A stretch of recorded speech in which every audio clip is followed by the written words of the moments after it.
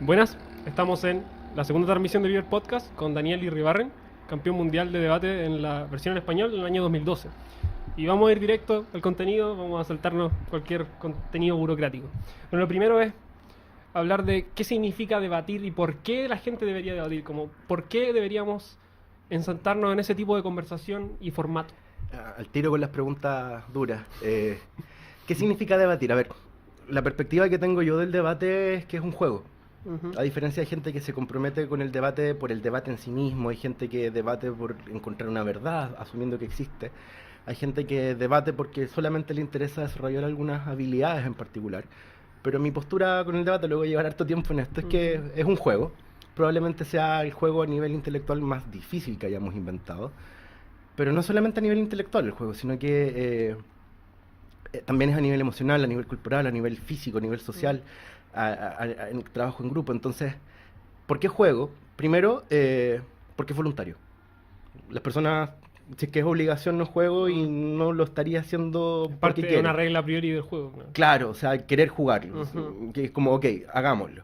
¿Por qué es importante que sea voluntario? Porque el camino del debate no es fácil. Es una pega de muchos años, de mucho esfuerzo, de mucho sacrificio, en el cual, de una u otra forma, los estudiantes, ya sea de colegio, de universidad o incluso a nivel profesional, deciden invertir parte de su tiempo, de su energía, de sus ganas, en una actividad que tú sabes cuando comienzas, pero nunca sabes cuándo termina. O sea, yo cuando empecé a debatir nunca supe hasta ¿Qué iba a dónde me pasar? iba. Claro. ¿Por qué juego?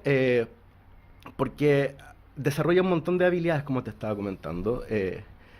Y la gracia del debate es que, por antonomasia, puede desarrollar una multitud de habilidades al mismo tiempo. Desde razonamiento lógico, capacidad de investigación, construcción de discurso, trabajo en equipo, adecuación al auditorio, construcción de estrategias, razonamiento crítico, que está tan de moda, razonamiento tópico, expresión corporal, modulación, primero identificación y modulación de emociones, y pasando por un montón de habilidades, de las mal llamadas habilidades blandas, pero que son súper necesarias, llegando hasta la improvisación. Entonces va a depender mucho del formato que se ocupe y de la retroalimentación que las personas que estamos de profesor o que estén de jurado seamos capaces de dar, para ir con un mismo ejercicio o con ejercicios similares, ir desarrollando, gatillando estas habilidades. Como construir al debatiente. Claro, porque son distintas etapas. Yo no le puedo enseñar lo mismo a un niño de 12, 13, 14, 15 años que una persona que está en universidad, en ciertas carreras o en otras carreras, o ya una persona profesional o alguien de la tercera edad. O sea, al punto que me ha tocado trabajar y enseñarle a debatir a gente tartamuda. Yeah. Entonces la variedad de habilidades que se puede desarrollar, situaciones posibles. Sí, es precioso. O sea, trabajar debate desde a una persona que está en una situación de vulneración versus a un gerente de una transnacional, con el mismo ejercicio, que es tan simple pero al mismo tiempo tan bello y tan potente, te permite ir enfocando estas distintas retroalimentaciones o feedbacks. ¿Por qué también juego? Porque tiene reglas que son similares en todas partes. Se debate en el formato que se debata, en el país que sea, en el idioma que sea.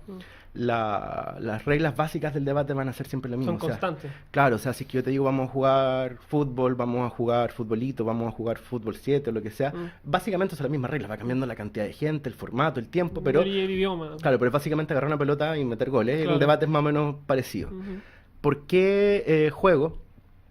Y estas son las partes que a mí me interesan más allá de lo competitivo. Primero, es un juego porque a mí me interesa crear un espacio lúdico, un espacio que al mismo tiempo sea seguro, que a la gente le permita exponerse. No solamente exponer ideas. Pero seguro en el sentido de emocional, tener un espacio para poder exponer ideas con tranquilidad. Sí, sin una censura previa, sin un juicio moral previo, sino que el único filtro es que lo que está diciendo esté razonado correctamente. Está argumentado. Claro, pero lo importante es que la gente se sienta en la libertad y en la confianza de poder inventar y poder decir cosas que a lo mejor van en contra de sus propias posturas personales, de sus propias convicciones, o que van en contra de lo que podría ser pensado como políticamente correcto. Poder defender sus propias posturas. Claro, porque la gracia del debate, dentro de todas las cosas, es que tiene un sentido democrático y de empatía muy profundo, porque te toca defender posturas que no necesariamente van con tus convicciones personales, que te tocan por sorteo, y uno dice, ¿puedo decirlo? Mierda, ¿qué hago? Voy a tener que mentir. Pero no es mentir, sino que es precisamente ponerte en el lugar del otro, entender a la contraparte, mirar el mundo desde otra perspectiva y desde esa otra perspectiva encontrar cosas que sean razonables, es decir. Entonces tú ya con eso te das cuenta que el otro no es ni tonto, ni malo, ni imbécil, sino que simplemente tiene una historia distinta, tiene perspectivas distintas, tiene herramientas distintas y por tanto la configuración del fenómeno también es distinta. Y como la configuración del fenómeno es distinta, va a decidir identificarlo como problemático o no, y si es que es problemático, tratar de solucionarlo de alguna otra forma. Entonces, te permite tener como esta gran imagen de qué es lo que está ocurriendo como fenómeno. Entonces, por eso es necesario que sea un espacio que sea emocionalmente protegido para que la gente se sienta en libertad de decir lo que Lo que siente. pienso también. Claro, o a la conclusión a la que llegó. ¿Y por qué también juego? Y esto también es súper importante. Porque como lo que nosotros hacemos en debate es totalmente voluntario, yo a los alumnos o a la gente con la que trabajo no les ofrezco notas. No les Ya. ofrezco una asignatura, no les ofrezco crédito. Tienen proceso de retroalimentación, sí. Claro, Pero sin nota. Sí, claro. Entonces, me interesa de fondo que lo pasen bien. Que disfruten con esta actividad. Porque claro, uno puede decir, ok, esto me hace bien, es como tomarse el remedio, esto me hace bien, pero no me gusta. Y yo digo, no es tan malo, inténtelo. Las primeras veces se va a sentir raro, se va a sentir incómodo, pero pruebe. Y probablemente le quede gustando y hay gente que, en definitiva, decide tomar esto como uno de sus caminos principales en su construcción, no solamente profesional, sino que como ciudadano y como persona, y que hacen del debate casi que un Como estilo parte vida. de su vida. Sí, totalmente. Es una disciplina que requiere muchos años de poder trabajar, porque de fondo uno va descubriendo cosas de uno mismo, de las ideas, de la contingencia, de la política, de la realidad, del otro con el que me enfrento, que a lo mejor desde un comienzo tú no sabías. Entonces es un sorprenderse constante.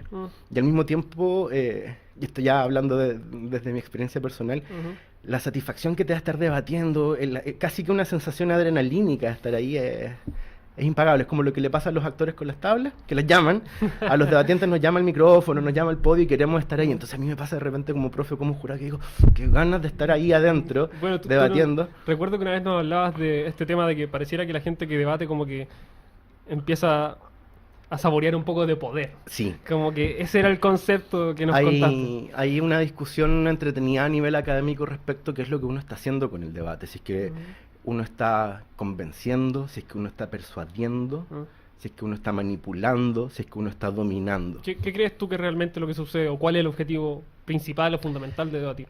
Mira, de fondo debatir es una herramienta de poder, pero no lo digo en el sentido de un abuso de poder, sino que es una herramienta en la cual a ti se te enseña a convencer a otros. Se te enseña primero lo que te pide el debate es que tú aprendas a tomar postura frente a los distintos temas. Y eso es esencial en la vida. Claro. Usualmente uno está acostumbrado a tener dos posturas, estoy a favor, estoy en contra. Pero cuando tú te metes un poco más en esto, te das cuenta que hay por lo menos dos opciones más. La primera opción, que es desde el escepticismo, desde la incredulidad, desde el desconocimiento, es no sé. ¿Sabe qué? Me parece súper interesante este tema, pero ni siquiera me lo había planteado para discutir. Como bien socrático, ¿no? Claro. Soy ignorante, listo. Claro, soy ignorante, pero veamos qué sale de esto. Pero que te dice que hay al mismo tiempo una capacidad de asombro por un lado y una ignorancia por el otro, porque a lo mejor es algo que tú no te habías planteado y eso está bien no saber. Es normal. No lo normalizaría, pero... Pero no es como que todos estemos pensando todo el día en todos los problemas posibles. No nos volveríamos locos. Y hay una cuarta opción, que es la opción que yo digo que es del Chino Río, desde el no estoy ni ahí. Que esa es la opción de la apatía, del no me interesa. Entonces ahí tenemos dos opciones. O ya tienes una persona que está iluminada, que está a punto de trascender, o tienes una persona que... no está ni ahí con hacer eso. O tienes una persona que es particularmente ciega en términos políticos de contingencia y que no le interesa y que se le está pasando un elefante blanco por delante y que no está dándose cuenta que hay algo importante a lo mejor para los demás, que esa persona podría decir algo. Entonces cuando tú te das cuenta de estas cuatro opciones y te das cuenta que cuando tú aprendes a debatir y aprendes a tomar postura propia, la aprendes a defender, la aprendes a expresar, aprendes a decir que no sin llegar a este punto de ser conflictivo, sino que decir, oye, ¿sabes qué? No estoy en desacuerdo contigo por estos motivos, no es una cosa antojadiza. Y tú te das cuenta que no siempre las otras personas están preparadas para discutir, claro, es violento, es rudo, es avasallador. Algo de eso, como en conexión con eso, que a mí, yo pienso bastante en ello, que es que yo siento que usualmente todo en general como que no estamos lo suficientemente articulados sobre nuestros propios problemas personales. ¿Tú crees que el debate como herramienta se puede utilizar o funciona como una especie de conexión para lograr articular cosas que uno tiene desconectado internamente? Totalmente. De hecho, el paso que viene después del debate a nivel académico es precisamente utilizar el debate como una herramienta de coaching, como una herramienta de desarrollo personal. Que lo hago y paso el dato por si me quieren contratar. Pasa, que te pide conocerte, por eso yo te decía que es un juego muy rudo, muy difícil. Claro, que yo me estoy dando cuenta que te obliga a ponerte en la posición, por ejemplo, para ocupar términos de tanto de la víctima como del victimario. Es como, hay que entender las posiciones aunque sean terribles. Claro, o sea, de estar a favor, de estar en contra, encontrar algo razonable para decir. Y eso es divertido también el trabajo de investigación que te lleva, porque como nosotros somos seres al mismo tiempo culturales y seres emocionales, hay un proceso de comunicación entre estas dos áreas. El área cultural, nosotros, si es que tú te das cuenta, todas las cosas que nosotros decimos, o desde los lugares desde donde argumentamos, tienen una herencia cultural que es muy rica y que es muy profunda. O sea, podemos comenzar con los griegos, los romanos, la cultura medieval. Como el mundo de las ideas. Claro, hacer como toda la teoría del conocimiento desde atrás, de la cual nosotros somos herederos y que estamos ahí en la punta. Entonces, tienes también a los españoles, a los árabes, las culturas latinoamericanas ancestrales, las culturas propias que hemos construido, y ahora que ya estamos en tiempo de globalización en el cual uno tiene acceso a toda la información. Entonces, uno siempre debería poder encontrar algo que decir frente a la más descabellada de las posturas. Y eso depende de la habilidad de la persona de ser capaz de investigar dentro de sí cuánto o qué de ese conocimiento se tiene para poder decirlo. Estoy dispuesto a hacerlo también. Claro, y al mismo tiempo, como te comentaba, que junto con ser seres culturales, somos seres emocionales, ocurren un montón de procesos que son silenciosos, de los cuales no siempre la gente se da cuenta, pero que son esenciales al momento de comunicar y al momento de convencer o de lograr que el otro, que es libre de decirme que no, me diga que sí. Cuando te dan una tesis, una postura, un tema a investigar, a uno desde la guata te va a decir si me gusta, no me gusta, estoy a favor, estoy en contra. O las otras dos que te decía, oye, ¿sabes qué? No cacho nada de este tema, no me doy cuenta, no sé qué. O no me interesa. O no me interesa. Entonces, desde ese lugar emocional propio, desde donde tú miras este fenómeno, luego te dicen, te toca defender esto, te toca estar a favor o te toca estar en contra. Entonces ya hay un paso que de repente uno tiene que caminar para llegar a la perspectiva desde donde te piden que mires la situación. Entonces hay un nerviosismo, hay una incomodidad, hay una ansiedad previa. Ocurre que cuando ya preparas tu estrategia con tu equipo, contigo mismo, si es que el formato es solo, te sientes un poco más seguro, te empiezas a convencer de tu postura. Los momentos antes del debate dices, justo se me ocurrió esta idea, ¿qué hacemos? Tratemos de blindar la idea. Hay una ansiedad propia de ir a competir, de estar vestido como más formal. No, antes de eso. Antes de eso, de ir a competir. Porque tú no siempre conoces quién es tu adversario, a lo mejor no lo has visto debatir, a lo mejor es de otro país, a lo mejor... como que no sabes qué hay al otro lado de la puerta. Claro, entonces de repente en los torneos internacionales sobre todo te puede tocar una persona que es su primer debate en la vida, ya una persona que ya está sacando su doctorado, que está sacando su doctorado, es que está debatiendo igual porque ese campeonato permite eso, entonces tú vas de verdad a una sorpresa. Entonces el escuchar al otro y sorprenderte en el momento del debate en el cual tú ya no puedes salir, no puedes investigar, no puedes mirar tu teléfono, no puedes pedir ayuda, hay que actuar, te pasan cosas. De repente en los debates tú te vas envalentonando y dices, vamos bien. Entonces uno le pasan cosas también. O el otro te sorprende y dice, ¿qué le respondo? O sea, lo encuentro súper razonable lo que me está diciendo, no se me ocurre qué decir. ¿Qué le digo? Hay un momento que viene después del debate que uno se empieza a recriminar, pucha, se me fue esto, se me ocurrió esta otra idea, ¿por qué no le dije esto?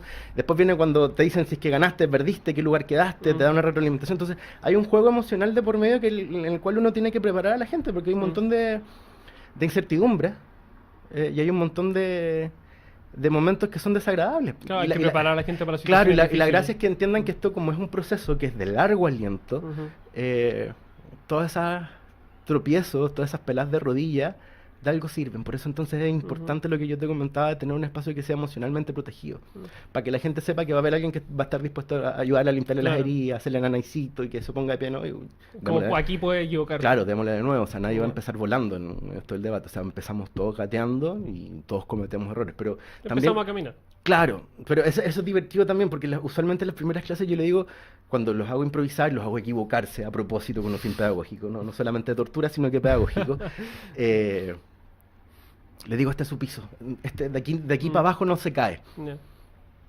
Entonces, de ahí en más, todo lo que viene es ganancia. Porque así como los pilotos de avión van sumando horas de vuelo, y mientras más horas de vuelo tengan, probablemente sea un mejor piloto y me dé más confianza y sepa reaccionar frente a distintas situaciones, las personas que hablamos en público, las personas que nos dedicamos al debate, vamos sumando minutos de discurso, minutos de podio. Y mientras más minutos de podio una persona tenga en su cuerpo, probablemente sea un mejor orador. Y es una cosa que es... es aditivo, ¿no? En el sentido de que es porque lleva más tiempo ejerciendo la práctica. Claro, pero llega un punto donde la gente también tiene ciertas barreras que como que se tanto llegan ahí o no tienen... ¿Quedan estancados? Sí, pero es porque su capacidad de asombro frente al mismo ejercicio se agota, o creen que ya se las saben, o porque las personas que están dedicadas a entrenarlos no son lo suficientemente buenos como profesores o como guías como para darles las herramientas para que sigan avanzando. Entonces... es tan patente lo que yo te cuento de los minutos de podio, que una persona que empieza un torneo de debate que dura 3 días si tú vas sumando los tiempos de discurso que habla en total, no va a haber hablado más de media hora, una hora en total. Si vas sumando 6 minutos, más 6 minutos, más 6 minutos, si tiene 10 debates, en ese torneo va a haber hablado una hora. Que si tú no analizas en el tiempo biológico del ser humano, es nada. Es muy poquito. Es nada. Pero la diferencia entre esa persona que comienza debatiendo, que tartamudea cuando habla, que no sabe qué decir, que se queda callado, que duda, que tú ves como duda, versus la persona que ya está en su quinto, sexto, séptimo, décimo debate, o que ya lleva unos torneos, tú te das cuenta que con ese puro ejercicio, y sin siquiera tener una retroalimentación o una preparación de un buen estándar, ya que se producen cambios, por el simple hecho de estar dispuesto a exponerte y hablar en público. Entonces lo encuentro estoy enamorado del debate. se nota, pero es algo maravilloso, sin duda. Bueno, el otro tema que queríamos hablar es que, porque tú has estado en esto del debate durante ya varios años, ¿no es cierto? Tuviste tu campeonato, saliste campeón del mundo, y hay algo que pensamos nosotros que es que, ok, nosotros estamos tratando de crear este espacio para que hayan discusiones sobre temas que, por ejemplo, no se ven en la televisión. Por razones X no vamos a atacar a nadie, pero ¿qué tipo de tópicos o temas crees tú que te la pasas discutiendo, por decirlo de alguna manera, les falta discutir a Chile? A ver, yo creo que los seres humanos somos seres que estamos somos seres, animales políticos, como decía Aristóteles, y en ese sentido estamos en un juego constante de argumentación y de contraargumentación. Vamos por la vida tratando de convencernos, decimos algunas cosas y queda hasta ahí. Nadie en verdad convence a la otra persona. O uno mismo. Claro, es muy difícil. La gracia que te da el debate es que como tiene una estructura, tú sabes cuándo comienzan y cuándo van a terminar las discusiones y eventualmente poder llegar a una conclusión de eso, sacar algo limpio. Entonces, ocurre también que nosotros como sociedad chilena, si es que tú lo analizas, somos una sociedad relativamente nueva, acabamos de cumplir la mayoría de edad. Después de la dictadura, en la cual no se podía discutir y habían temas censurados, recién estamos cumpliendo los 18 años. Y hay ciertos temas que todavía, ya sea por grupos de poder, por miedo o simplemente porque no están los espacios creados para poder discutir, la gente no los habla. Todavía cuesta hablar de sexualidad. Todavía cuesta hablar de política, todavía cuesta decir, oye, esto fue un golpe de Estado. Entonces hay un montón de temas que suelen ser tabú. Típico el dicho que en Chile en la mesa, los fines de semana, no se discute ni de religión, ni de política, ni de sexo. Y en algunas casas no de fútbol. Y yo creo que es precisamente esos temas en los cuales nosotros tenemos que discutir, porque es a través de la discusión y de la diferencia en la cual nosotros vamos a poder conocernos. Entonces, entre tapar el sol con un dedo y decir, puta, hagámonos cargo de esto que tenemos acá, yo creo que es mucho más responsable hacernos cargo. Por ejemplo, duele más, es más complicado, pero es necesario. Por ejemplo, hay un tema que a mí me parece que se sigue desviando y que no sé cuáles son tus pensamientos en torno a ello, pero por ejemplo la crisis del Sename. ¿Ya? Toda la crisis institucional del Sename a mí me parece un problema inminente que hay que solucionar ahora, y no sé por qué nadie reacciona. ¿Por qué nadie reacciona? Porque al final nadie quiere hacerse cargo de los cachos. Entonces, ocurre que hay ciertas cosas a nivel político que no hay una respuesta fácil a problemas complejos.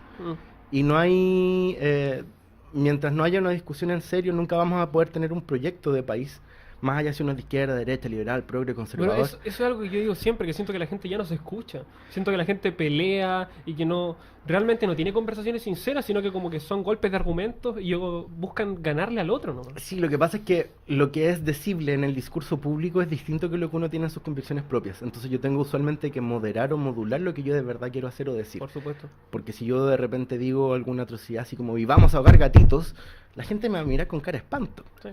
Entonces uno tiene que estar preparado como para decir, ok, vamos a ahogar gatitos, pero por este motivo. Y ahí es donde tú te tienes que hacer cargo también de los prejuicios, de los miedos, de las posturas del otro. Y es la gracia que tiene el debate, que tú entiendes desde dónde el otro está mirando y partes de las premisas del otro, desde cómo el otro ve el mundo, hacia tus conclusiones, hacia cómo tú quieres que lo mire. Y parte de la técnica del debate es que, para no aburrir a las personas que nos van a estar escuchando, es que tú tienes un estándar que demostrar en tus propuestas. Que las soluciones que tú estás proponiendo sean eficaces, sean eficientes, sean viables. No puede ser cualquier cosa. Exacto. Entonces se te piden criterios de realidad. Ya, ok. Se te piden criterios de realidad y al mismo tiempo criterios de, no solamente los lógicos formales propios del debate, que la falacia, la lógica, la carga de la prueba, sino que te pide también que tú te hagas cargo de aquello que está pendiente en la comunidad, de aquello que la comunidad es capaz de tolerar y escuchar y aquello que no. Entonces tú tienes que ser lo suficientemente hábil de entender quién es tu auditorio para poder Ujú. convencer. Pero ¿tú no crees que eso tal vez se presenta como una limitación a veces? Porque, por ejemplo, hay temas que parecieran demorarse mucho en abrirse y uno no sabe si realmente es porque tienen que demorarse o porque nadie se ha parado y ha hablado de eso. Es que tiene que ver con que las distintas banderas de lucha alguien las tome. Las banderas están ahí. Los cambios sociales están ahí. Ujú. Eh, Y el cambio individual. que esos son caminos distintos. O sea, de repente uno necesita mirar hacia afuera y hay momentos en los cuales uno necesita mirar hacia adentro. Ujú. La gracia es que estos dos se van comunicando. Ya que estabas tocando el tema de los cambios sociales, si tú te fijas, hace 200 años atrás Chile no era Chile, no era un país, no Ujú. teníamos una identidad propia, dependíamos de otro. Hace 150 años los negros no eran personas, eran animales. Ujú. Hace 50, 60, menos de 100 años atrás las mujeres no tenían voluntad propia. Ujú. Hace 40 años atrás los homosexuales estaban enfermos. Todavía en Chile los inmigrantes son ciudadanos de segunda clase. Todavía nosotros entendemos a los niños como... Seres poco racionales. claro, como casi que una propiedad de los padres. Ujú. Entonces hay un montón de situaciones de cambios sociales que de a poquito se van moviendo, pero que dependen también que esa bandera o esa chispa prenda. Ujú. El caso más reciente de cambio social que hemos tenido en Chile fueron la Revolución Pingüina, que tuvimos, ¿cuánto? 3, 4 años de marchas todas las semanas. Yo diría que más incluso. Bueno, hasta que la clase política dijo, mira tú, Algo está pasando". algo está pasando, la gente está un poco inquieta, así que podemos hacer. Entonces, si es que uno analiza la política como sistema, que es Ujú. una maña que uno aprende a hacer en debate, te das cuenta que esta caja política, esta caja de decisión, que al final tú no sabes qué mierda toma la decisión, pero que hay alguien que la toma. Hay alguien ahí detrás. Alguien, no sabemos quién está dentro de la caja, asumamos que es como la cajita de Schrödinger. Ujú. Tú tienes inputs y tienes outputs, tienes formas en las cuales tú ingresas información a la política, a la decisión de comunidad, Claro. y formas que esta decisión de comunidad va saliendo. Tienes los inputs que son formales, la forma tradicional de participación a través del voto, Ujú. que es formal, pero que al mismo tiempo es vacío, o sea, tú marcas una rayita y ya. Y tú asumes que esté en este juego de representatividad o representación, la persona por la cual tú votaste va a hacer lo que tú razonablemente crees que va a hacer o quieres Claro, que haga. es como esto es lo más cercano a lo que yo quiero. Claro. Pero no sé si sea tan poco poderoso realmente. O no sé si es que efectivamente lo va a hacer. Porque una cosa es lo que te prometen en campaña y otra cosa es lo que efectivamente hacen. Ujú. Pero al mismo tiempo tienes estos inputs informales, que son declaraciones de prensa, las marchas, los movimientos, lo que uno puede hacer a través de la prensa, o estas mismas actividades como la que están haciendo ustedes con podcast, en el cual uno manda información. Pero la diferencia entre estos dos es que el input formal tiene una obligatoriedad de respuesta. Ujú.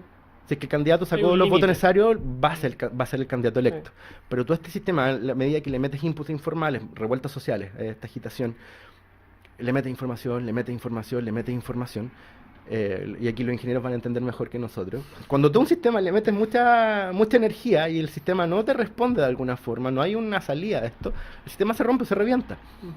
Entonces hay ciertos movimientos sociales que tú dices, va a quedar la cagada.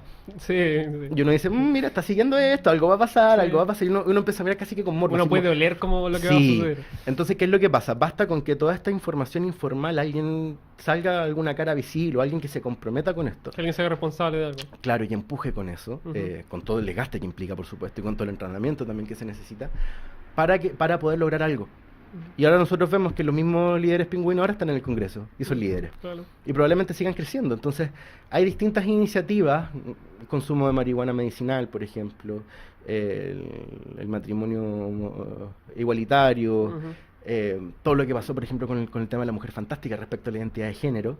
De repente sale esta gente que decide comprometerse Ujú. y hacer algo por eso que le molesta o que no le gusta.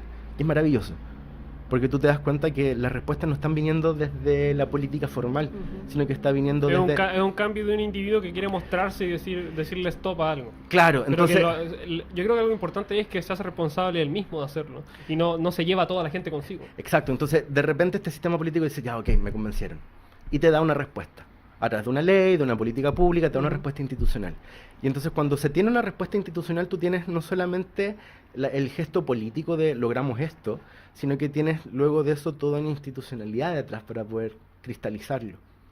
Entonces, lo importante de eso es cómo nosotros vamos construyendo distintos artefactos políticos, sociales y culturales que nos van permitiendo decir, ok, esto que era problemático en un momento, ahora ya está solucionado. Avancemos con algo más. El punto es ver dónde me duele.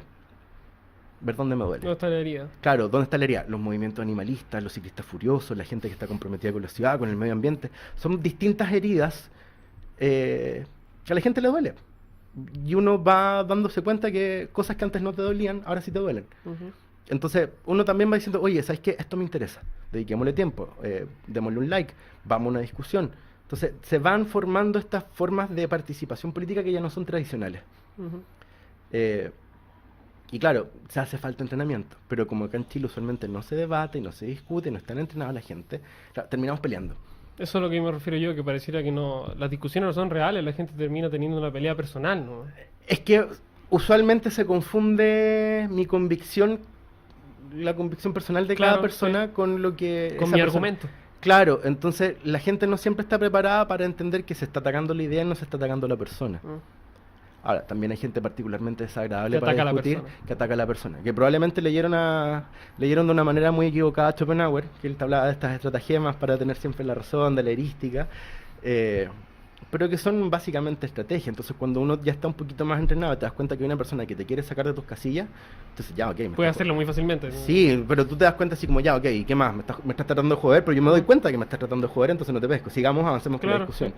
Pero eso también te pide cierto entrenamiento, y eso es lo que a mí me interesa hacer con mis alumnos. Decirle, ok, esta es una herramienta preciosa, esta es una herramienta poderosa, y mi compromiso es con enseñarte a utilizarla de la mejor manera posible. No poder evolucionar cada uno claro, hacia adelante. ¿Qué es lo que hagas tú con esta herramienta? A mí me da lo mismo. Si es que yo en lo personal considero que luego te estás equivocando, yo mismo voy a ir y me voy a enfrentar contigo en un espacio público. Y ahí es donde está lo que tú me comentabas en un comienzo respecto a la ética o la moralidad de este proceso de si es persuadir, si es convencer, si es un acto de poder. Que es, ¿Dónde está este estándar ético de discusión? Está en el que el otro también se puede entrenar para discutir y nos podemos enfrentar en público en un espacio agonal para ver en definitiva qué es lo que se hace. No estoy hablando de tener la razón, no estoy hablando de que existe una verdad, sino que estoy hablando de que aquellas decisiones que son importantes se toman en comunidad. O sea, en público. Y es la comunidad la que decide en definitiva por quién vota, a quién le da la razón. Entonces nosotros podemos entender entonces que la verdad es una construcción que es política, que es colectiva y que es temporal, que constantemente te va pidiendo nuevos acuerdos respecto a los temas que son necesarios discutir. También yo siempre le digo a mis alumnos, o sea, si de mi sala sale un segundo Hitler, la rompí como profe, la rompí. Y claro, yo probablemente me quería enfrentar después con esa persona porque lo voy a encontrar un bicho súper entretenido para... Casi como un cazador ir a cazar esa cabeza, así como, mira a quién le gané. Pero claro, ahí está la diferencia, que cuando una persona está entrenada sabe a lo que va. Y ya no sabe se a qué se va a enfrentar. Claro, y ya no se siente pasada a llevar a lo personal, sino que sabe que esto es un juego, que es política. No es personal. Y que no es personal. Por mucho que hayan convicciones personales de por medio. Comprendo. Bueno, te iba a preguntar en sí por qué todo esto debería ser implementado en la institución educativa, pero creo que eso que quedó claro, no te lo voy a preguntar. ¿Sabes lo que pasa? Yo hago clases en universidad, en colegio, trabajo con empresas, trato de expandir el debate más allá de lo competitivo a nivel interuniversitario. Porque como un proceso de aprendizaje. Sí, lo que pasa es que el debate, por lo complicado que es, y por lo largo que es, y por tanto caro, termina siendo un proceso muy elitesco, muy de poca gente. Y eso a mí me fastidia. Me fastidia profundamente porque yo considero... No le llega a mucha gente. Exacto. Y si es que yo quiero generar los cambios sociales que quiero generar, necesito mucha gente que esté entrenada para esto. Entonces yo trato de abrir y diversificar. Si sabe que no compitamos por la guinda de la torta, sino que tenemos una torta entera. Entonces la torta entera alcanza para todo. Entonces, como no mucha gente está entrenada para discutir, tampoco mucha gente está entrenada para enseñar a discutir. Y ahí se pone complicado, porque las veces hay colegios en los cuales me ha tocado trabajar que piensan, bueno, ¿quién es este bicho raro que ni siquiera es profe y me viene a enseñar a mí de algo? Y claro, ahí uno tiene que tener la humildad suficiente de decir, a lo mejor si es que yo tengo más experiencia en esto, yo mismo estoy en la posición de bajar el nivel un poco del lenguaje y aterrizarlo hacia lo que esta persona puede entender. Claro. No, es que una cosa es lo que tú sabes que necesitan y otra cosa es cómo lo quieren aprender. Y hay un proceso en el cual uno tiene que modular. Sí. Porque claro, uno puede decir, oye, esta persona necesita esto, pero esa persona no está ni ahí con eso. Entonces, ocurre que cuando tú le enseñas a discutir a la gente, se abre un espacio como de conocimiento y un espacio emocional que es sobrecogedor. Que es sobrecogedor porque te cambian la estructura de razonamiento en el cual nosotros fuimos formados a lo menos 12 años en el colegio, en una estructura racional en el cual hay una hipótesis, hay una síntesis, hay una tesis, hay una hipótesis, hay una síntesis y se llega a una conclusión. Pero acá no existe ese proceso racional. O sea, se ocupa la racionalidad como una de las herramientas, pero no es la única. Porque nosotros estamos convenciendo personas. Pero eso es algo que, con lo que yo quería hablar contigo, que es que, porque tú nos contabas que, ¿no es cierto?, llevas tantos años en esto que tú de cierta manera estás preparado para ponerte a favor o en contra de prácticamente cualquier situación, porque es como, lo tratas como una disciplina. Sí. Entonces, lo que te iba a preguntar yo es que tú nos hablaste de que a veces tienes como unos situaciones o procesos como de disonancia cognitiva personal en los que te enfrentas a un tema y no en el contexto del debate, sino que en el contexto individual no sabes qué lado tomar. Y a mí me llama la atención en eso, en el sentido de que el debate, cuando uno lo practica tanto tiempo, o el mero hecho de volverse bueno en discutir y en argumentar, Ya. de alguna manera la racionalidad como que se come a la emoción o sucede lo contrario, la emoción le gana a la racionalidad. Yo creo que es al revés, pero es una postura personal mía. Hay gente que me la va a discutir de aquí a la eternidad, que son profesores de otras universidades y que tienen sus buenos alumnos y han ido formando su propia escuela. Su propio argumento. Pero eso tiene que ver con casi una cosmovisión respecto por qué debatimos, qué es lo que hay detrás. Yo creo, por ejemplo, que primero las personas tomamos una decisión y luego la justificamos de una forma razonable. No creo que uno haga un proceso de meditación en profundidad y diga, llegué a esta conclusión. Sino que yo creo que es al revés. Yo actúo, después pienso. Claro, como decía el filósofo Homero Simpson, prefiero pedir perdón que pedir permiso. Entonces, yo creo que los fenómenos son al revés. Yo creo que hay una parte de la formación que nosotros tenemos como personas, como seres, que está profundamente descuidada, que tiene que ver con todo el lado emocional que tenemos. Y ni hablar del lado trascendente. Y no en un sentido de trascendencia... Eso es toda una conversación. No en un sentido trascendente así como pachamámico que te fumaste, sino que en un sentido de en qué se traduce esta acción concreta que yo estoy haciendo. Claro. O comunitariamente. Entonces, yo creo que los seres humanos somos más emocionales de lo que queremos asumir. Yo creo que hay un montón de cosas que nos duelen y que no estamos preparados para que nos duelen y por lo mismo no nos hacemos cargo. Porque no sabemos cómo. Es como se actúa de una manera más reaccionaria que racional. Lo que tú me comentabas del Sename, cualquier persona se va a conmover si es que va a un hogar del Sename. A mí me tocó ir mientras estaba estudiando Derecho y claro, o sea, tú puedes pintarte una figura de cómo son los hogares, de los abusos que hay, pero anda para allá, anda para allá. Sí. Y que llega un niño chico de 5 o 6 años y que me diga, tío, ¿usted es el que me va a sacar de acá? Claro, tengo los brazos cortados. Mi papá me abusaba. Y eso es lo mínimo, claro, es lo entonces, normal. Es terrible. Entonces, ir y ver eso provoca reacciones que la cabeza no está preparada para resolver. Entonces, yo creo que así como uno tiene que desarrollar herramientas lógicas y de investigación y tener sus carreras, porque en definitiva son áreas del conocimiento que dan respuesta, uno tiene que estar preparado para que te respondan, para que te digan cosas que no estás preparado, para tener sorpresa, o para decir, ¿sabe qué? Esto me está doliendo, pero es tan importante lo que está en juego detrás que voy a empujar igual. Y tener esa convicción que te lleva a hacer estas cosas que son casi heroicas. Literalmente contra viento y marea. Entonces, si uno tiene el momento que la gente tiene una convicción y dice, este es el mundo que quiero, y hay que seguir. Hay que seguir. Es bueno saber o entender tu posición en torno a ello, porque uno usualmente como que relaciona el debate o cualquier tipo de discusión con la racionalidad absoluta y como el rey de la argumentación. Es que yo creo que es al revés. Yo creo que la racionalidad, ser razonable, ¿viste? Hasta yo me equivoco. Tener una impecabilidad lógica dentro de lo que uno dice es recién una de las cosas que te da derecho a poder discutir. Saber pensar bien. Pero saber pensar bien no significa que lo que tú estás diciendo sea correcto, sino que simplemente es un juego lógico. No, uno puede hacer un argumento excelente de una cuestión que es mentira. Claro, y saber pensar bien no te hace un buen comunicador. Y no te hace tampoco una persona efectiva a ti, frente a la vida, frente a los demás. Porque puedes tener una mente brillante, pero puedes ser un idiota. Entonces, suele ocurrir. Entonces, pasa que todo este juego lógico es que a mí me interesa mucho enseñar cosas que a cualquier persona le sirvan un día martes a las 10 de la mañana. Entonces, si es que yo te enseño así como, mira, apréndete la falacia ad verecundiam, si es que te están asaltando, tú no le vas a ir a decirle, no, usted está cometiendo un acto de fuerza sobre mí. Para nada. Entonces, me es mucho más útil como profesor tratar de decirte, oye, trata de escucharlo, trata de meterle conversa, trata de ver por qué te está robando. O sea, más allá de que más allá de lo violento que es el acto en Sí. sí, de repente a lo mejor con estos actos de comunicación uno logra generar alguna especie de conexión con el otro, ¿entiendes? ¿Para dónde va? Y le propones una solución distinta a la que él había visto, y a lo mejor te ahorraste que te robaran, Ujú. que te sacaran un parte, que te despidieran, que te patearan, no sé, cualquiera de estas cosas cotidianas que son incómodas, que a uno Sí. no le gustan. Que uno quiere evitar. Claro, entonces se puede. A mí me interesa Ujú. que hayan estas cosas útiles. Bueno, algo también moviéndose de nuevo al tema de lo político, pero en conexión con el debate, es que nos había hablado también de que durante la Revolución Pingüina, o ¿Mm? durante por lo menos ese periodo, había muchas sociedades de debate en el país.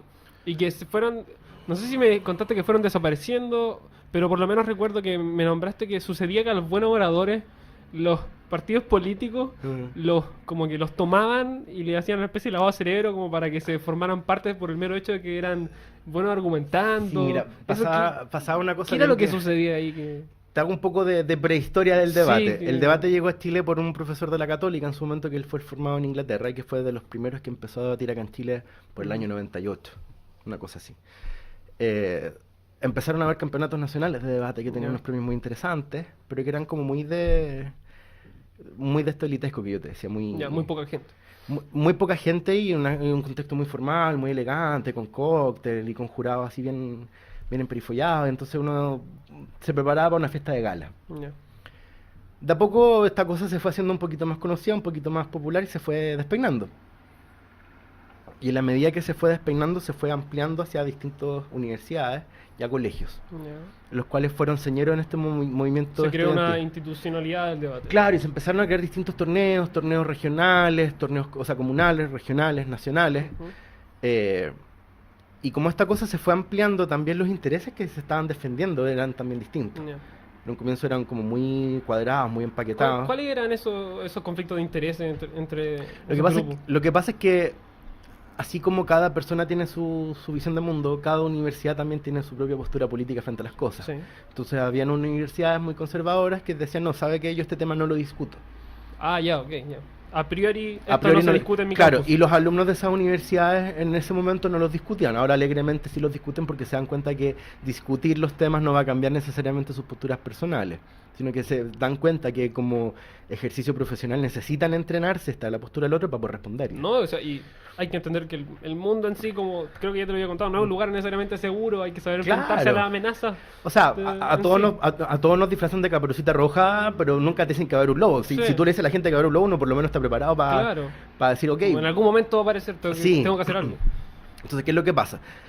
Si tú te das cuenta, todas las cosas que desarrolla el debate, es una formación casi que en una olla a presión de un líder. Ujú. De un líder político, de un líder empresarial, de un líder organizacional, de un líder de lo que sea. De hecho, en Estados Unidos, por ejemplo, los Opens de debate en el cual se puede matricular cualquier persona Ujú. son financiados por Coca-Cola, por McDonald's, Ya, por Microsoft, por multinacionales, ¿no? Claro, porque se dan cuenta que una persona que gana un campeonato de esos Opens de debate o que gana un campeonato mundial es una persona que ya está lista, está entrenada y tienes un excelente... Puede hacer cualquier cosa. ¿no? Tienes una persona que te va a hacer un lobby maravilloso, tienes un gerente de comunicaciones, alguien que te apaga incendios, que haga control de daño, Ya. maravilloso. Entonces, ocurrió en un momento que los partidos políticos acá en Chile empezaron a tomar gente de debate y ocuparon estos juegos de las universidades como escuela de formación de líderes. Ya, ok. Y fueron poniéndole plata. Obviamente. Y ocurrió que después de cierto rato se dieron cuenta que estos debatientes eran como medios conflictivos, eran medios complicados, porque ya, ok, estaban entrenados, pero también son peligrosos, pues si tienen esta herramienta grandota y poderosa, No pueden hacer como cosas. como los controlo. Ya. Entonces tú tenías cabros chicos de 15, 16 años, pingüinos, que se enfrentaban en público con senadores, con ministros, Ujú. al aire, en la tele, en la radio, y los dejaban en ridículo, porque estaban más preparados, estaban más comprometidos, Mejor oratoria. y los intereses eran mucho más nobles. Ya, claro. Entonces, que lo que ocurrió desde las autoridades centrales dijeron, ¿sabe qué? Bajémosle un poquito el presupuesto de debate y dejémoslo como parte de alguna asignatura en vez de tener un gran programa de debate. Una rama que anda por ahí, ¿no? Sí, entonces, en vez de darle... Tú puedes obtener esta libertad en la discusión o esta igualdad en los dos extremos. O nadie habla nada o todos hablan todos. Ujú. Y como la gente que tiene poder usualmente no quiere soltar el poder, dijo, bueno, en vez de que todos digan todo, nadie diga nada también suena medio violento. Entonces que unos poquitos digan unas poquitas cosas. ¿Qué es lo que ocurrió también dentro del mundo del debate?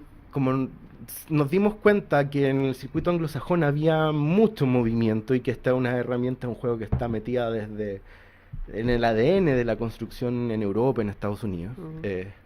También cambian los formatos. Los formatos que se ocupaban antes eran formatos muy lentos. Te daban 2 meses para investigar, eran equipos de 6 personas, los debates eran muy cortitos, no había un enfrentamiento real, sino que eran simplemente casi que disertaciones. Y claro, disertar es distinto que debatir. Entonces ahora los formatos que se ocupan de manera internacional para competir, que es el que se ocupa, usualmente se llama parlamentario británico, es en duplas. Si bien son 4 equipos por debate, que ya te suman más cantidades de equipos. Y más opiniones. Claro, es en duplas, entonces ya no necesitas poner de acuerdo a 6 personas para que investiguen y que trabajen, sino que simplemente 2. Y ya no te piden estas grandes investigaciones casi que a un nivel de tesis doctoral para poder discutir, sino que se te pide que tú seas una persona culta y que estés preparado para salir a improvisar y debatir. Por eso no significa que una improvisación sea improvisada, sino que te requiere años de preparación previa. En eso, ¿cuáles crees tú que son como los conocimientos básicos y más importantes para poder realizar aquella improvisación tan como... Porque yo te vi preparar un debate en 2 minutos, en una hoja, y empezó y le damos nomás. Y además estabas haciendo 2 roles, creo. Sí. 2 roles de un solo equipo. Sí. Entonces, ¿qué necesitas para poder hacer eso? Minutos de podio. Muchos minutos de podio, horas de podio, días de podio. Práctica. Práctica. Práctica. Hay un mensaje que yo creo que no le llega a la gente en general, ni tampoco a la gente joven, que es que hay mucha gente afuera que quiere ser experto en algo, que quiere ser muy bueno en algo. Como tú lo eres en este momento, fuiste campeón del mundo en una disciplina. Entonces, yo creo que no le llega a la gente el mensaje de que para ser el campeón del mundo, lo más importante es la práctica. Sí. Y la gente está tan desesperanzada como, no, yo no voy a lograr nada de lo que quiero hacer, no voy a poder, no soy lo suficientemente bueno. Mira, yo no fui joven hace tanto tiempo, estoy ahí cerquita, Lo la sé, brecha generacional lo sé. no es tan grande. Entonces ocurre que cuando uno está más chico, al mismo tiempo que la sociedad, el colegio, la universidad, la familia te promete muchas cosas, nunca te dice cómo lograrlas. Entonces te dicen, no, si usted va a ser profesional, va a ganar harta plata, va a tener hartos hijos, va a ser feliz, bla, todo este cuento de la posmodernidad. Pero nunca te dicen cómo.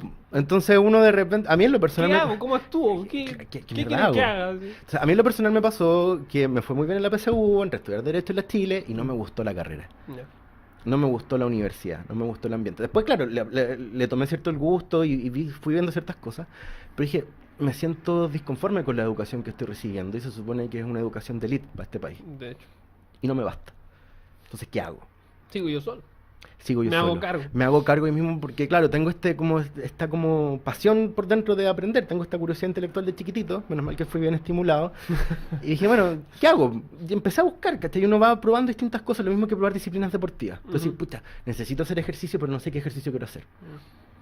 Que prueba esto, que prueba esto otro. Y a veces lo mejor es simplemente ir y hacer ejercicio. Exacto, entonces de repente a mí me pasó que va a haber un cartelito que decía sociedad de debate, bla, bla, bla, tal día, tal hora, va a haber comida. Okay, vamos, va a haber comida. Y fui para allá y me pasó que empecé a debatir y el primer debate que hice fue desastroso, o sea... Creo que pero es parte del proceso. Claro, pero yo no sabía.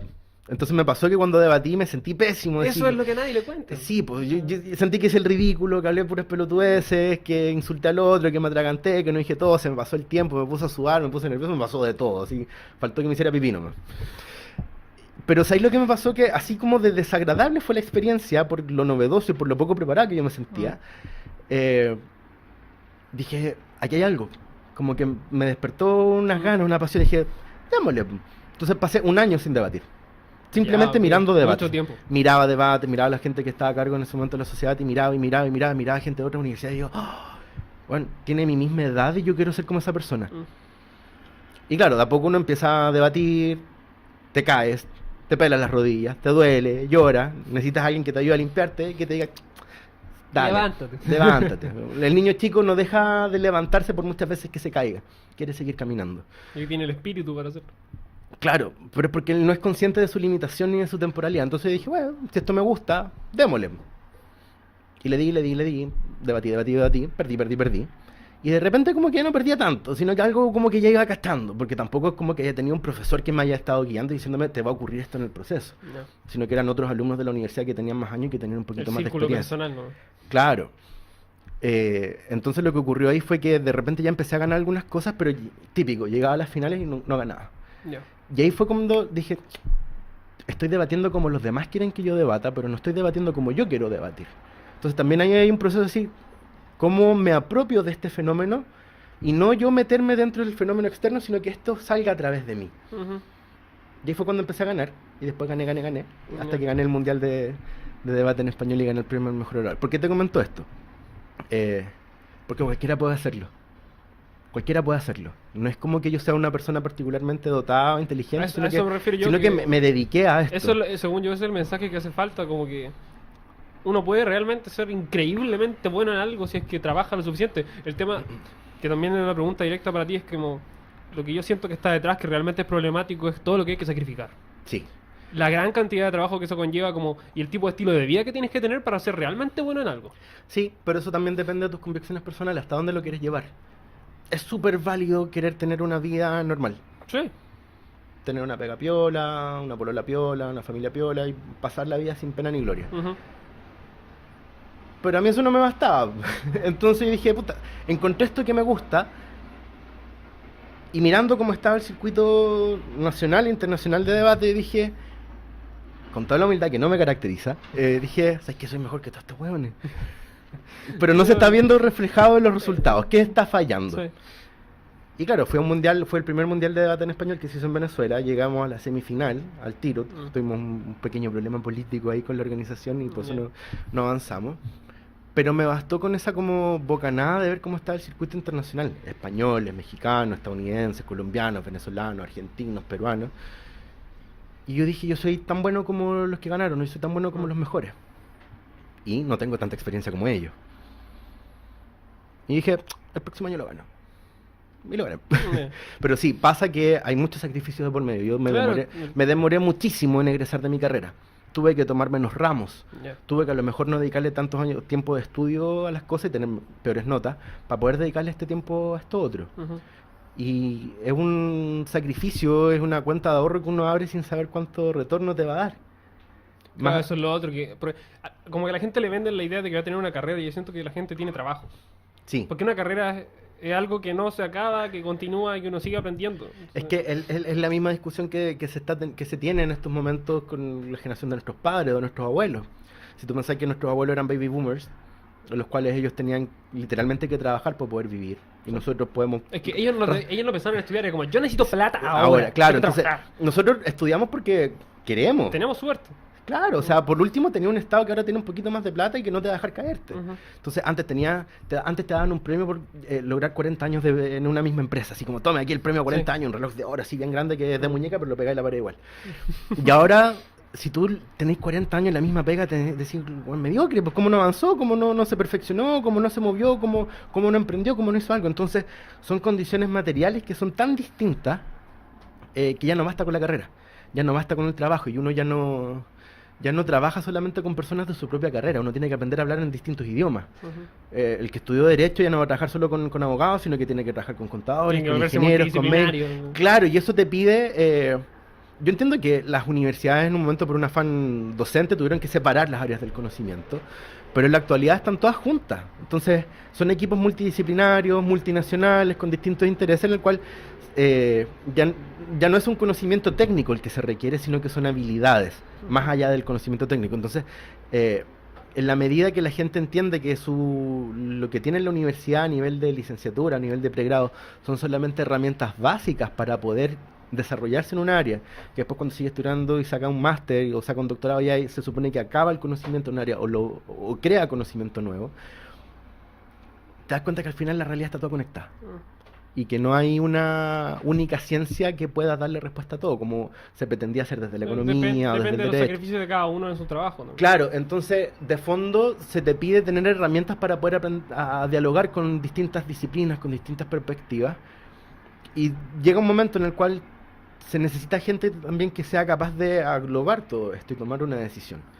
Y yo creo que ahí también es muy importante el debate, porque como uno aprende a escuchar más que a hablar bonito, y uno aprende a escuchar bien y a entender por qué me está diciendo lo que me está diciendo el otro, también se transforma en una herramienta profesional tremenda.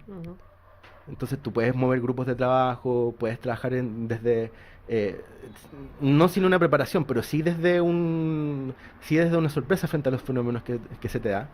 Y claro, yo creo que hacia allá tiene que evolucionar la educación en Chile, ser menos profesionalizante y darte más herramientas para que la gente en definitiva vaya construyendo cómo quiere desarrollar su ejercicio profesional, porque no todos los ingenieros hacen la misma pega, no todos los médicos hacen las mismas pegas, y al final, claro, uno sabe dónde comienza el pregrado, pero no sabes en qué te vas a terminar desarrollando. A lo mejor te gusta un área del conocimiento que ni siquiera se ha inventado. Imaginemos la velocidad que están teniendo los cambios científicos y tecnológicos en nuestra vida. Y claro, hay un montón de cosas, los hijos que tengamos nosotros probablemente terminen trabajando en algo que nosotros no somos capaces de pensar. Y lo que tal vez lo que hacemos nosotros lo hace un robot después. De hecho, ya está eso, entonces. Por favor, escuchen. El mejor del mundo en algo les está diciendo que lo que tienen que hacer es trabajar y sacrificar. Y así que vean qué son capaces de sacrificar para lograr lo que quieren. Pero ojo, con lo que está diciendo Tomás, que sea algo que los haga felices.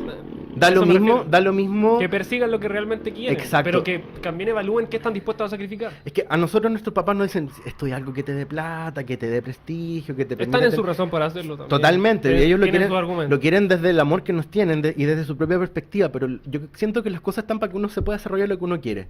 Y a la medida que a uno le gusta lo que uno hace y uno se va desarrollando al punto en que es bueno, eso mismo en alguna forma te va a permitir vivir de eso. Pero al mismo tiempo, y es más importante, le va a dar un sentido a tu vida. Y la forma en que uno más que ir alcanzando una meta tras otra, tiene un propósito claro, todas las cosas que vayan ocurriendo entre medio uno va a ser capaz de darle un sentido. Porque va a ir avanzando hacia este propósito que uno tiene. ¿No? Claro, es como todo lo que le pasó a Frodo Bolsón en El Señor de los Anillos, con Camino a Mordor, que tenía que arrojar el anillo. Su propósito era arrojar el anillo. Él no sabía dónde estaba Mordor, no sabía... No le interesa lo que pasa. No le interesaba lo que iba a pasar, el cansancio, no le interesaba Gollum, no le interesaban los orcos, no le interesaba nada. Él tenía que llegar a Mordor a botar su anillo. Y claro, él avanzaba nomás, nunca se cansaba, le pasaban cosas, pero él tenía claro para dónde iba. Pero eso no hacía, claro, no lo hacía detenerse. Claro, no lo hacía detenerse. Entonces, la pregunta de fondo es, ¿cuál es el mundo que yo quiero? ¿Y qué estoy dispuesto a hacer yo por eso? Y está bien dudar. Los niños que cuando salen del colegio a los 17, 18 años que se tienen que pegar una carrera no tienen, claro. O sea, de repente yo a mis 31 años todavía me digo, ¿qué quiero con esto? Y de repente digo, no lo tengo tan claro. Entonces te están diciendo, oye, pero cásate, pero ten hijos, pero trabaja, pero titúlate. Dejen mirar el baño tranquilo primero. Claro, entonces hay un montón de ruidos y expectativas en las cuales uno razonablemente debería ser capaz de decir, mira, te entiendo lo que tú me estás diciendo, te agradezco la preocupación, pero yo creo que mi vida sea de otra forma. Y tener esa capacidad de escuchar, de decir que no y proponer otra salida, es algo que se puede hacer desde el debate también. Me parece muy interesante todo esto. Bueno, para ya cerrar la discusión en sí y el podcast, yo quiero hacerte una pregunta que me parece, por lo menos a mí, muy interesante, que es que nosotros estamos viviendo en una época, ¿no es cierto?, el tema de la posmodernidad, el increíble a nivel tecnológico, y está empezando a suceder este fenómeno de lo políticamente correcto. De que hay cosas que en público uno no puede decir. Ejemplo, lo que sucedió con José Antonio Caz, que no lo dejaron ir a hablar a la universidad. No sé cuál es tu posición en eso, pero la pregunta mía va a que tú literalmente, parte de tu vida es defender una posición. Sí. Entonces, nosotros siempre estamos discutiendo de, por ejemplo, no, es que cuando una cosa daña a otra persona hay que detenerla. Si es que algo se vuelve muy peligroso, hay que también detenerlo. Entonces, ¿cuándo realmente hay que detener un proceso que es de carácter racional, que es de discusión, y cuándo una posición se vuelve indefendible? Ya, te entiendo, Pablo. Como realmente indefendible, porque a veces paramos las cosas y tal vez lo peor que podemos hacer es detenerlo. Mira, parte del conocimiento técnico que uno le enseña en la escuela de Derecho es que no hay ningún derecho que sea absoluto por sobre otro, ni siquiera la vida. Entonces, si es que tú entiendes que los derechos o los intereses o los valores que están en discusión, para ponerlo en una perspectiva más asible a las otras ciencias, no hay uno que sea más importante ni más relevante. Así un ingeniero comercial te decir, no, hay que ser efectivo, hay que vender, hay que ganar plata. No. De repente hay ciertas cosas que son igualmente relevantes, pero a lo mejor están más escondidas. Claro, ocurre que son como las placas tectónicas, se están moviendo, están luchando por ver quién sube, quién baja. Y la gracia de un ser político, de una persona que habla en público, de un líder, es que uno hace que estas placas tectónicas se muevan y esté una por sobre encima de la otra. Entonces, ¿dónde ponemos el límite? Es algo que nosotros, cultural y discursivamente, estamos llamados a hacer. Los límites de una discusión, si bien dialogan entre lo que yo estoy diciendo y lo que el otro está escuchando, y el auditorio que yo quiero convencer también está escuchando, también depende de mí mover esos límites. Entonces no es que las reglas estén sentadas desde antes, porque si no vamos a seguir discutiendo las mismas cosas por siempre y no vamos a llegar a ninguna conclusión. Te pongo el ejemplo. Como te comentaba, el debate tiene ciertos estándares o ciertos criterios por los cuales nosotros podemos hablar si es que la decisión que se está tomando frente a un problema... El tema del realismo. Sí, pero te lo explico así desde la técnica del debate. Hay ciertos estándares que te piden que la solución sea eficaz, eficiente, viable y plausible. Supongamos que lo que estamos discutiendo es si se debe eliminar la pobreza. Ya. Viene un equipo afirmativo, el que está a favor de eliminar la pobreza. No sé cómo alguien no querría eliminar la pobreza del equipo negativo, un interesante desafío. Pero ya, vamos a eliminar la pobreza y viene esta persona y te dice, ¿sabe qué? Nosotros creemos que la pobreza es un término absoluto. O sea, pasando cierta cantidad de plata usted ya no es pobre, menos esta cantidad de plata sí es pobre. Y lo que nosotros vamos a hacer para eliminar la pobreza es matar a los pobres. Tú lo miráis desde afuera y dices, ¿cómo va a matar a los pobres? O sea, ¿cómo va a matar a los pobres porque son pobres? Entonces, claro, y el plan de acción que te propone es, mire, ¿sabe que nosotros... ¿Cómo lo enfrento? Claro, suponiendo que el INE funcione y que la encuesta que hacen también, tenemos esta cantidad de pobres en la población, o esta cantidad de pobres en el mundo, y tenemos ejército, y en verdad no estamos en guerra, están medio ociosos, ahí están aburridos, se están robando plata por dentro, entonces los vamos a utilizar. Entonces, lo que nosotros proponemos para eliminar la pobreza es matar a los pobres. ¿Cómo los vamos a matar? Vamos a dar la instrucción a que vamos a juntar a todos los pobres, vamos a juntar a varios militares bien entrenados, les vamos a dar armas a los militares, balas, y vamos a matar a los pobres. ¿Es eficaz? ¿Soluciona el problema? ¿Hay un nexo entre el problema y la solución? Directamente no, porque en el futuro va a volver a haber gente pobre. Claro, pero asumiendo que la pobreza era un valor absoluto, claro, haciendo esa restricción, esa reserva, como se dice en debate. Ok, si matamos a los pobres, ¿se elimina la pobreza? Sí. Asumiendo que asumiendo que no es un término relativo, sí. Hay ciertas mañas, hay ciertos encuadres. Desde la lógica lo soluciona, desde la eficacia lo soluciona. Hay un nexo causal. ¿Es eficiente dentro de todas las posibles soluciones matar a los pobres? A ver, veamos. Me sale más barato y más rápido matar a los pobres, me sale más barato y más rápido educarlos, darles techo, darles comida, enseñarles una profesión, que crezcan y que se rompa el círculo de la pobreza, más los prejuicios sociales que de por medio. Parece que eso se va a demorar mucho y es mucha plata la que hay que invertir. Parece que una bala bien puesta me sale más barata. Eficiente y eficaz, llevamos dos. ¿Es viable? ¿Se puede hacer?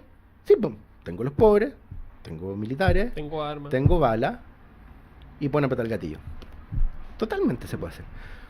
Ya cuéntame. Pero aquí viene, aquí viene el criterio de la plausibilidad, en el cual tú te preguntas, ¿hace sentido a la comunidad lo que yo estoy proponiendo? ¿Le hace sentido a la comunidad matar a los pobres simplemente porque son pobres? No va a faltar alguien medio nazi que te diga que sí. Pero usualmente te van a decir que no. Entonces, depende de qué mundo estoy tratando de dibujar yo, con qué valores desde qué valores estoy tratando de construir mi postura y mi razonamiento para poder mover los límites o no. Ocurre, por ejemplo, que las personas que son más conservadoras usualmente tienen la misma gama de valores. Todas las discusiones terminan siendo o de libertad o de igualdad. Entonces, si uno le cambia los valores, los criterios, frente a los cuales... Claro, que esto es como... Cuando uno tiene unas luces y le va poniendo distintos filtros, las cosas se van viendo de forma distinta. Entonces, uno también va rayando de distinta forma la cancha en la que se está jugando la discusión. Entonces, no sé, por el fenómeno del aborto, si se debe legalizar el aborto en Chile. Hay gente que te va a decir, no, ¿sabe qué? Acá en Chile no hay abortos. Y yo te puedo decir que no hay aborto porque está penado por ley y nosotros hemos tenido tan poquitos abortos sancionados por ley que no hay aborto. Una postura. Va otra persona que te va a decir, mira, ¿sabe qué? Que el aborto esté desregulado en Chile no es problemático porque, pucha, si es que tiene un problema, yo tengo una pesita atrás de la casa, tengo unas herramientas medio oxidadas, por 500 luquitas no arreglamos. Puede ocurrir. Este otro que te decía que no hay abortos, te dicen que no hay abortos, pero sus hijas tienen 2 apendicitis en clínica ABC1 de alguna de las ciudades principales en Chile. Van a haber personas que te van a decir, mira, ¿sabe qué? que el aborto no esté regulado en Chile sí es problemático. Y a lo mejor una persona desde una perspectiva más pública, alguien que tiene una visión más de lo público, te dice, sí, mire, ¿sabe qué? El problema del aborto, de la desregulación del aborto en Chile es un problema de acceso a la salud pública. Entonces nosotros lo que vamos a hacer es que en todos los consultorios haya una matrona y haya personal calificado para realizar abortos. Entonces usted va a poder ir a abortar en todos los hospitales públicos en Chile. Obviamente va a haber un acompañamiento detrás, pruebas psicológicas, qué sé yo. Pero va a haber otra persona que te va a decir, a lo mejor de una perspectiva un poco más liberal, clásica, y te va a decir, mire, ¿sabe que esto no es un problema de acceso a la salud pública? Es un problema de libertad. Es un problema de libertad de decisión de las mujeres sobre su cuerpo. Entonces a mí me da lo mismo si es que es en un hospital privado o en un hospital público donde se puede realizar el Tienen aborto. que poder hacerlo. Tienen que poder hacerlo. Entonces, con esos 4 ejemplos que son bien burdos, te puedo mostrar como para una perspectiva el problema no existe el antecedente, Claro, pero o de existir el antecedente no es problemático, o las dos soluciones que se proponen, como el mismo fenómeno lo configuran como problemas distintos, proponen soluciones distintas. Pero Y ahí es donde uno empieza a discutir qué soluciones claro, mejor. ¿qué hace uno ahí? Como, porque es un problema definir que algo se vuelve indefendible según cómo lo define un grupo. Claro, Porque eso significa que para un grupo un tema no se puede discutir y para otro sí. sí. Entonces, ¿cómo se llega a definir? Por ejemplo, pongamos directamente lo que pasó con Katz, que ya es una cuestión que sucedió realmente. Lo del aborto también ocurre. Sí, sí, por supuesto. Pero el tema ahí es que, ¿cómo decido yo que la postura de Katz es indefendible, por ejemplo? O lo que él va a decir, como, ok, él no puede aparecer, no tengo ninguna afiliación con él y me cae re mal, así que para que no me anden pelando después. ¿Algún problema con los pelados? Entonces, ¿qué hace uno? Porque mi objetivo con eso es que yo siento que yo no puedo callarlo. Eso es lo que estoy pensando yo. Entonces, ¿en qué momento o con qué criterio se dijo que él no puede defender lo que va a hacer públicamente? A ver, Que se vuelve realmente indefendible. Hay 2 respuestas al respecto. Una respuesta desde lo que la Corte Interamericana de Derechos Humanos dice, que te dice, sabe que es mejor que exista esta expresión injuriosa, calumniosa y que luego se indemnice, que censurarlo previamente, porque nosotros ex ante no podemos saber qué demonios va a decir esta persona. Pero discursivamente la respuesta es otra. Yo construyo y hago ver que lo que esa persona está diciendo es tan poco deseable o tan poco tolerable dentro de la discusión que se está llevando a cabo dentro del estado de decisión de la comunidad, que se necesita una censura política. No una censura en el sentido de decir esta persona no tiene derecho a expresarse, sino que decir lo que esta persona ya ha dicho antes y que probablemente siga diciendo, no lo queremos permitir dentro de esta sociedad. Y claro, te decir, no, pero ¿cómo lo vamos a censurar? Alemania, con los nazis. En Alemania está penado por ley Sí, que una tiene persona... el discurso del odio. Claro, entonces, ¿qué es lo que pasa? Si es que, por ejemplo, con el movimiento Me Too, antes de eso estaba invisibilizado o normalizado el abuso contra las mujeres, políticamente cambia. Se van sumando convicciones, se van sumando personas y dicen, ¿sabe qué? Esto usted ya no lo puede hacer. Esto usted ya no lo puede decir. Entonces tú, al final, como que estoy tratando de entender el punto, sería como que algo llega a ser indefendible, pero cambia a través del tiempo. Sí, y cambia a través Puede de que las algo sea distintas indefendible comunidades. ahora, pero no en 100 años más. Claro. Algo así. Caso concreto y más Esclavitud. burdo y Ya. más absurdo y más contemporáneo, los abusos dentro de la iglesia. Ya, también, sí. Eso se empezó a destapar en los 90, ¿no? Claro, ya era recién el 2018, 2019, recién estamos viendo declaraciones formales de la iglesia de decir, parece que tuvimos unos curas que agarraron a unos niños cuando chicos. Parece. Claro, ya antes uno decía directamente la gente como, no podíamos hablar en contra de la iglesia. No, pero si el cura es mi amigo, lo invito a mi casa, Claro, diciendo y es una cuida al hijo. institución sagrada. Claro, entonces se va corriendo la barrera de lo posible. Ya, entonces al final tú crees que es más como un fenómeno temporal. Sí, como total. histórico temporal. ¿no? Sí, lo que pasa es que en ese sentido no creo que exista una verdad previa, inmanente o dada por Dios, cualquier construcción respecto a cómo llegamos a una verdad. Yo creo que la verdad es una construcción que es política y que se va adecuando el contexto, al tiempo y al auditorio, tal como lo podría decir Thomas Kuhn en su Revolución del Paradigma Científico. Se van cambiando lo que es entendible para una verdad. En un momento la verdad era que el mundo era ptolomeico y que las cosas giraban alrededor del Sol, o sea, alrededor de la Tierra, y era un sistema complejo y hacía mucho sentido las herramientas de la época. Y de repente sale Galileo y dice, oye, ¿sabe qué? No somos el centro del universo, las cosas no giran alrededor de nosotros estamos en un planeta pequeño, bien piñufla, giramos alrededor del Sol y parece que el Sol se mueve alrededor de otras estrellas. No estoy bien seguro porque todavía no tengo las herramientas. Tengo que investigar. Me tinca que va para allá. Y claro, tuviste todo este movimiento de la iglesia, de la Inquisición, y la típica frase de por si mueve, sin embargo se mueve. Pero claro, él no lo pudo demostrar en ese momento. Y después, años después, con las herramientas tecnológicas, con el avance necesario, y también con una convicción de fe desde la comunidad científica, dijeron, oye, parece que esto hace razón, investiguemos para allá. Entonces, son las comunidades las que se van poniendo de acuerdo, incluso las comunidades científicas, que se supone que son de ciencia dura, se ponen de acuerdo cómo van cambiando los paradigmas, cómo van cambiando los límites de la discusión y cómo van cambiando... Es que también aparece la evidencia, que te dice como, mira, llevas 1000 años equivocado y... Claro, no tienes de pero otra. ¿cómo nosotros podemos inventar evidencia científica respecto a las ciencias sociales? Si es que son todos inventos culturales. Porque hay que darse cuenta que la cultura es un invento del ser humano. Claro. Si bien es parte de la naturaleza del ser humano ser un ser cultural, no hay ninguna cultura en particular que sea inherente al ser humano. Entonces no hay una cultura que predomine. Es toda una discusión aparte también. Claro, o sea, y podemos hablar de los cambios de paradigma del Sí. siglo XX y nos metemos en otra discusión, pero Claro. que también es necesario verlo. Entonces, la respuesta que te puedo dar a eso es, sabe que las comunidades van cambiando discursivamente respecto a lo que es posible decir y aquello que no es No. posible decir. Ujú. Antes a una persona homosexual la gente le decía maricón, y era el mariconcito. Todavía. Claro. Ahora tú le decís maricón a alguien y es como, bueno, espérate que te reten de vuelta, que te peguen o que incluso vayan y te denuncien por laisamudio. Entonces, se van moviendo las cosas. Hasta que en algún momento la sociedad dice, sabe que esto es tan importante y está tan asentado que lo vamos a cristalizar a través de una ley. Lo vamos a institucionalizar y este límite se pone aquí. Ya, esto sí, finalización ya. Entonces, con toda esta discusión del tema de la verdad, ¿no es cierto? Y qué es censurable o no, y cómo ocurre la censura a través del tiempo, hay una idea que me acordé ahora de Stuart Mill, que Stuart Mill dice en su libro sobre la libertad que la idea de que la verdad siempre triunfa es una mentira increíble. Y que lo que pasa es que la verdad siempre está camuflada. Y que en algún momento va a salir a la luz a través de la discusión y del diálogo entre dos individuos o de varios grupos. ¿Estarías de acuerdo frente a esa idea, con esta idea como de la histórico-temporalidad de lo que se puede discutir o no? No, yo estoy convencido que para que se puedan generar los cambios, la verdad no debe existir. Ya. Debe ser cambiable, debe ser adaptable, porque nosotros mismos Que vamos se pueda cambiando. transmutar. Claro, y uno mismo dentro de su camino vital va cambiando de perspectiva respecto a las cosas, porque nos van pasando experiencias y nos vamos dando cuenta que hay fenómenos que los cuales nosotros veíamos desde una forma a lo mejor media soberbia, los tratábamos de minimizar o los agrandábamos mucho, y que después de vivirlos o analizarlos es distinto. Ser papá. Claro, uno alega cuando es adolescente con los papás que por qué me ponen límites, por qué me dan estas instrucciones, por qué me castigan. Y después cuando estés un poco más grande, tenés tus hijos, tenés hermanos chicos, tenés alumnos en mi caso, te vas dando cuenta que lo que estaban haciendo ellos era un acto de amor.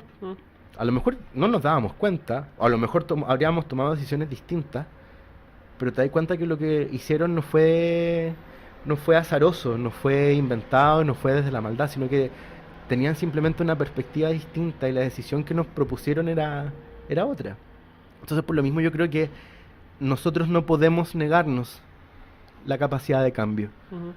Nosotros no podemos negarnos la capacidad de duda. No podemos negarnos la capacidad de asombro. Y en ese sentido, ir constantemente dudando de lo que nosotros creemos o queremos creer. Claro, vivir en un constante terremoto hace que construir... Algo hay que tener para... Vivir en un constante terremoto hace que hacer edificaciones sea más difícil. Pero finalmente las que logran sobrevivir Son y las se quedan de mejores. pie son las mejores. Entonces, en la medida que nosotros somos capaces de zamarrear y de mover todo esto que nos fue dado cultural e históricamente, y decir, ¿sabe qué? Esto no me sirve, esto no me sirve, esto no me sirve, esto me sirve, pero de otra forma, y esto sí, me sirve y no le hago nada, no es un proceso nuevo. Es un proceso del que nos hablaba Immanuel Kant al salir de la autoculpable minoría de edad, de someter una crítica, de someter una duda a aquellas reglas heterónomas desde afuera que nos fueron dadas y transformarlas en autónomas, en propias, en la medida que nosotros las sometemos a una crítica. Es decir, con esto sigo, con esto no sigo. También podemos acercarnos a Nietzsche en el sentido de decir, ¿sabe qué? Yo quiero que las cosas se construyan en la medida que son una manifestación de mi voluntad, y con toda la responsabilidad que eso conlleva. Porque hacer un ejercicio de poder en una comunidad o sobre el otro no es simplemente aplastar, sino que significa de que uno se hace responsable de esta lo que está libertad, haciendo. de lo que está haciendo. podemos tomar a Michel Foucault también, en el sentido de decir, ¿sabe qué? La barrera de lo discutible también se mueve. Entonces, al loco, al feo, al tonto, al viejo, al pobre, al inmigrante, yo ya no lo voy a excluir de la discusión, lo voy a integrar. Entonces, estas cosas que me estaban moviendo, a lo mejor yo las ocupo para construir también. Y en ese sentido, transformar en una especie de humanismo lo que nosotros hacemos. Entonces, dudarlo todo, porque son cosas que son ajenas, entonces uno dice, esto no es mío, lo dudo, pero al mismo tiempo desde esta duda ser capaz de construir, y eso pide que uno tenga sus convicciones claras, para poder sentar ciertos cimientos y desde ahí poder construir. Entonces, yo encuentro que es irresponsable aquellas personas que no dudan, que no se cuestionan, que no preguntan. Completamente de acuerdo. Ahora, al mundo organizacional los que dudamos no nos quieren, somos peligrosos. Claro. Porque le desarmáis la estructura, eres complicado, eres conflictivo, así como que atroz, una persona conflictiva entre una organización. No, es que este se va a sindicalizar. Va de retro, Satanás. Pero no. Si tú te das cuenta que de repente todas estas dudas son porque desde donde tú estás viendo el fenómeno hay cosas que se pueden mejorar, lo razonable sería ver, mira, antes que lleguemos a un conflicto, quiero escucharte. ¿Qué es lo que te duele? ¿Qué es lo que te incomoda? ¿Qué es lo que necesitamos cambiar? A lo mejor lo que el otro está viendo, que le molesta, yo no lo entiendo. Y no lo estoy viendo y a lo mejor sí hace mucho sentido. Entonces por eso se convierte en tan necesario la posibilidad de escucharnos. Y no escucharnos detrás de un WhatsApp, detrás de la discusión de Facebook o no sé, con estos trolls que hay en Emol o en la BioBio, todo eso. Porque claro, detrás de una pantalla es re fácil. La idea es crear un poco esto también. Claro, tener un espacio. Crear la posibilidad de enfrentarnos. Y en este espacio agonal en el cual nosotros, yo te voy a atacar, tú me vas a atacar, con ciertas reglas obviamente. Pero teniendo esta posibilidad también de respondernos de nuevo. Yo siempre les digo a mis chicos en los debates que a mí en lo personal me gusta que corra sangre, pero en un sentido figurado de las ideas, en el sentido que sangren estas heridas, que duelan, que se rompan estos conceptos, estos artefactos. Para que se curen y se hagan más fuertes. Claro, para ver que efectivamente qué era lo esencial de lo que estábamos teniendo, ver qué es lo que es esencial, qué es lo del otro, y ver cómo juntamos estas cosas y hacemos un experimento genético medio raro y podemos construir una cosa que a lo mejor todavía no existe. Pero para eso es necesario que nosotros rompamos estos juguetes, es como los niños chicos que agarran un reloj, un cubo Rubik o algo, lo desarman, le sacan algunas piezas, lo vuelven a armar y sigue funcionando. Y dice, bueno, entonces a lo mejor si le saqué esta pieza y esto sigue funcionando, esta pieza me estaba sobrando. Entonces se puede hacer. O de repente estos niños chicos que van y hackean páginas web que tienen una arquitectura de diseño tremenda, y como son nativos tecnológicos van y la desarman en media hora, te das cuenta que la estructura está mal hecha nomás. Entonces, como la gente usualmente se casa con lo que han creado y no permiten duda, tampoco mejoran. Pero si es que tú tienes estas personas, estos seres que te enseñan a dudar de una forma creativa, no solamente destructiva, sino que creativa, que eso también es súper importante en el debate. Es una diferencia muy importante. Claro, porque uno desde el razonamiento crítico puede romper cualquier cosa, pero nunca te enseñan a crear discursos, a crear propuestas. Cuando uno enseña a construir, a proponer cosas, te estás haciendo responsable de lo que estás diciendo. Y eso es lo importante, porque claro, todos nos podemos quejar, y es re fácil quejarnos. Pero de ahí a hacer algo por cambiar el mundo, somos poquitos. Bueno, aquí yo creo que es suficiente. Tenemos lindos mensajes que dudar, transformar, integrar y también hacerse responsable de uno mismo. Creo que es algo muy importante y esforzarse para lograr lo que uno quiere. Daniel, muchas gracias por estar aquí hoy día y esperamos que les haya gustado el segundo podcast.